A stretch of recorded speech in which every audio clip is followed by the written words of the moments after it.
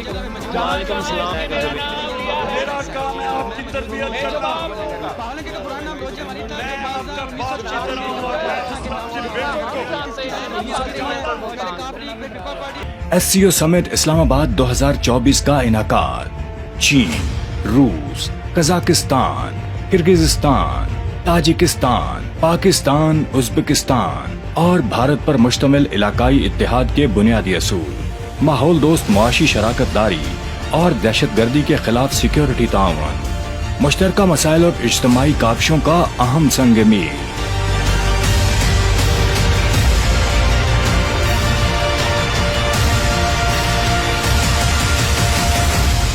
SCO سمٹ اسلام آباد. بسم اللہ الرحمن الرحیم. شنگھائی تعاون تنظیم کا 2 روزہ اجلاس کل سے اسلام آباد میں شروع ہو رہا ہے. اس اجلاس سے پاکستان کو کیا فائدہ ہوگا اور اس کی اہمیت کیا ہے، اس پر بات کرنے سے پہلے اس کے بیک گراؤنڈ کے بارے میں جان لیتے ہیں کہ کیا ہے یہ SCO.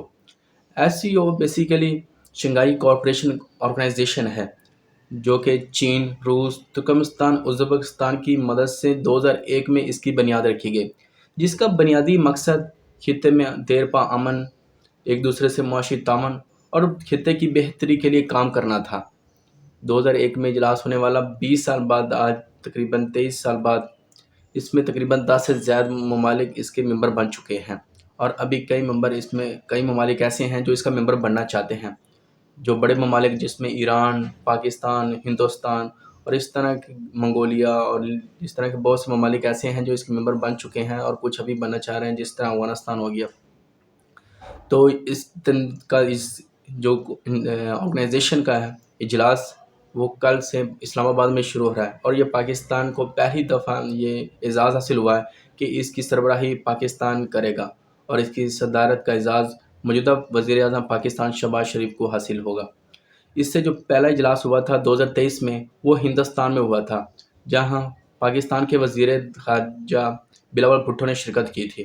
اور اس تنظیم کا مقصد بنیادی یہ تھا کہ اس ملک میں جو بھی امن و امان کو خطرناک درپیش مسائل ہیں، اس کو کیسے حل کیا جائے، اور اس ممالک میں کیسے اکانومی کو بہتر کیا جائے. جو بھی اس ممالک کے ممبر ہیں، ان میں وہاں کے مسائل جو ہیں وہ ان کو جو درپیش ہیں، اس کو کیسے بہتر کیا جائے. تو اس کا بنیادی مقصد یہی تھا. لیکن اب جو کہ اس کا بہت وسیع انتظام ہو چکا اور کئی زیادہ ممالک اس میں شامل ہو چکے ہیں. اور اگر اس وقت اس کی جو پاپولیشن کی بات کریں کہ کتنی پاپولیشن کو یہ اجلاس ریپرزینٹ کرے گا، تو وہ دنیا کی تقریباً 3 ارب بنتی ہے. مطلب دنیا کی نصف آبادی کو یہ اجلاس ریپرزینٹ کرے گا. اور اس وقت اس اجلاس کے مین اہمیت اور پاکستان کے لیے بہترین فائدہ ہی یہی ہے، کیونکہ اس وقت پاکستان میں کو ساری عالمی میڈیا کی جو نظریں ہیں وہ پاکستان پر ٹکی ہوئی ہیں. اس کی وجہ یہ ہے کہ یہ دنیا کی 3 ارب آبادی کو ریپرزینٹ کرتا ہے. پاکستان، انڈیا، ایران، چائنا، روس، ترکمانستان، ازبکستان، جس طرح کی جتنی بھی بڑی ریاستیں اور جتنے بڑے ممالک ہیں، اس کے جو بھی وزیر اعظم، وزیر خارجہ اور ان کے جو مین لیڈرشپ ہے، وہ اس اجلاس میں شرکت کرے گی. تو 15-16 کو یہ اجلاس ہونا ہے پاکستان کے کیپٹل اسلام آباد میں. تو اس سے پہلے حکومت نے بھرپور اس کے لیے جو انتظامات کیے ہیں وہ بھی قابل تعریف ہے. تو پاکستان کے اور اس وقت جو انڈیا کی طرف سے 4 رکنی آ چکا ہے، جس میں ان کے وزیر خارجہ جے شنکر اور 3 ان کے اور ممبر ہیں.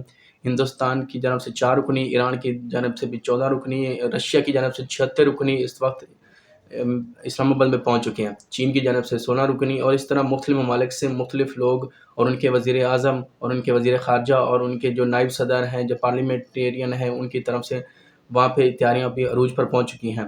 اور پاکستان کو یہ اعزاز حاصل ہوگا کہ پاکستان ابھی 23 سال کے بعد اس اجلاس کی صدارت کرے گا، اور یہ پاکستان کے لیے فائدہ مند ہوگا. اس کی وجہ یہ ہے کہ دنیا کے بڑے بڑے ممالک کے بڑے بڑے سربراہان یہاں پہ شرکت کریں گے، اور دنیا کی نظریں اس وقت پاکستان پر ٹکی ہوئی ہیں. پاکستان کے لیے نہ صرف یہ امن کے لیے بہتر ہوگا، بلکہ پاکستان کی اکانومی کے لیے بھی بہت بہتر ثابت ہوگا.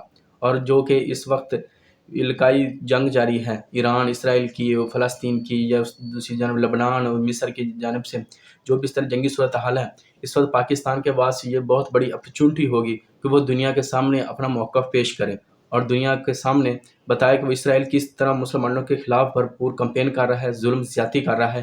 یہ پاکستان کے پاس اس بہترین موقع ہوگا کہ وہ دنیا کے بڑے بڑے ممالک کے سامنے اپنا موقع پیش کرے، اپنا بیانیہ پیش کرے، اور دنیا کو ان جو کارپوریشن اس تنظیم SCO اس کی جانب سے وہ دنیا کو بتائے کہ مسلمانوں کے خلاف اور اس خطے پہ جو جنگی صورتحال پیش ہو رہی ہے. اسی طرح پاکستان افغانستان کا جو مسئلہ چل رہا ہے، پاکستان انڈیا کا مسئلہ اور ایران کا، اور اسی طرح چین کا اور انڈیا کا جو لداخ میں مسئلہ چل رہا ہے، یوکرین کا رشیا کے ساتھ جو پرابلم چل رہے ہیں. تو یہ جو اس خطے میں اس وقت جنگی صورتحال ہے اور جو کہ کنفلکٹ ہے ہر ممالک کا دوسرے ممالک کے ساتھ، تو وہ سب مل بیٹھ کے اس تنظیم میں، اس کارپوریشن میں سب اپنے اپنے مدعے پیش کریں گے اور وہ دنیا کو یہ بتانے کی کوشش کریں گے کہ ان کو کیا مسائل درپیش ہیں.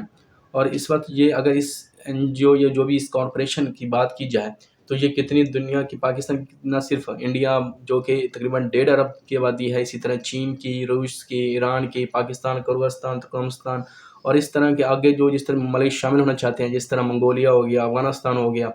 تو اگر اس ممالک کی یہ تنظیم کی بات کی جائے تو یہ آنے والے وقت میں ممکن ہے کہ یہ نیٹو کے برابر ہو. اس وقت اس میں کوئی ایسی فوجی طاقت تو شامل نہیں ہے کہ اگر آپ کو کہہ سکے کہ اس میں کوئی فوجی تعداد ہے یا کوئی اس طرح کا اسلحے وغیرہ کا کوئی کام ہو رہا ہے یا اس طرح کی کوئی دنیا میں جنگ جاری ہے اس کے خلاف کوئی اس کی بھرپور کمپین ہوگی، ایسا تو نہیں ہے.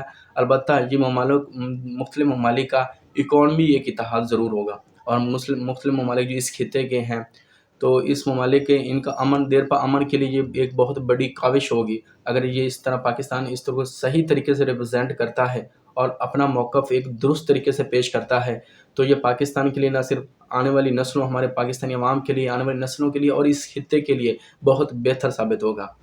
تو یہ ہماری دعا ہے کہ اللہ تعالیٰ پاکستان کا حامی و ناصر ہو اور آنے والی نسلوں کے لیے ہم اسی طرح دنیا میں ایک بڑا نام روشن کرتے رہیں اور دنیا کو بتاتے رہیں، اور نہ صرف بتاتے رہیں بلکہ عملی طور پر اس کے خلاف اقدام کرتے رہیں.